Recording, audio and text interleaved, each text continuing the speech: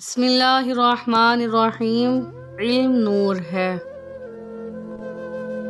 رسول اللہ صلی اللہ علیہ وسلم نے ارشاد فرمایا، میری امت جب تک اس حرم مقدس کا پورا احترام کرتی رہے گی اور اس کی حرمت و تعظیم کا حق ادا کرے گی، خیریت سے رہے گی، اور جب اس میں یہ بات باقی نہ رہے گی، برباد ہو جائے گی۔ ایک بار سبحان اللہ کہہ دینا صدقہ ہے، ایک بار اللہ اکبر کہہ دینا صدقہ ہے، بھلائی کا حکم دینا صدقہ ہے، ایک بار الحمدللہ کہہ دینا صدقہ ہے، ایک بار لا الہ الا اللہ کہہ دینا صدقہ ہے، اور برائی سے روکنا صدقہ ہے۔ بہت جلد قبول ہونے والی دعا یہ ہے کہ انسان کسی غیر موجود کے لیے غائبانہ دعا کرے۔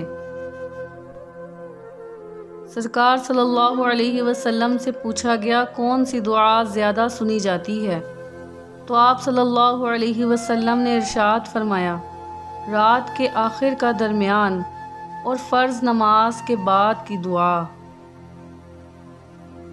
جب نیکی تمہیں خوش کرے اور برائی افسردہ کرے تو تم مومن ہو۔ آپ صلی اللہ علیہ وسلم نے فرمایا کہ جب بندہ کہتا ہے یا رب یا رب یا رب، تو اللہ تعالیٰ فرماتا ہے لبیک عبدی، مانگ تجھے عطا کیا جائے گا۔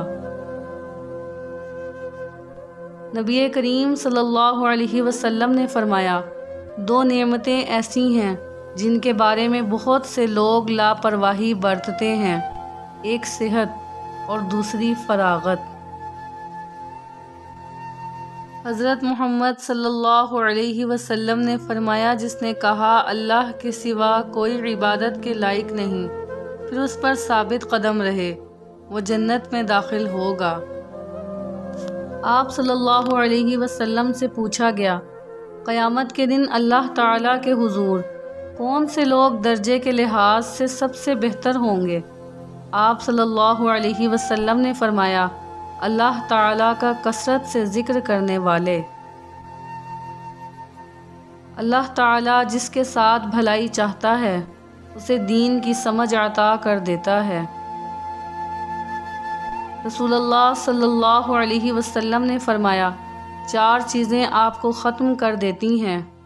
نمبر 1 پریشانی، نمبر 2 غم، نمبر 3 بھوک، اور نمبر 4 دیر سے سونا۔ رسول اللہ صلی اللہ علیہ وسلم نے فرمایا، تم میں سے بہترین وہ ہے جو اپنی زبان اور ہاتھ سے دوسروں کو نقصان نہ پہنچائے۔ سرکار فرماتے ہیں، وہ شخص کامیاب ہو گیا جو اسلام لایا اور اسے بقدر کفایت رزق دیا گیا، اور پھر دیے ہوئے رزق پر قناعت کرنے کی اللہ سبحانہ و تعالی نے اسے توفیق دی۔ صلو علی الحبیب صلی اللہ تعالی علی محمد صلی اللہ علیہ وسلم۔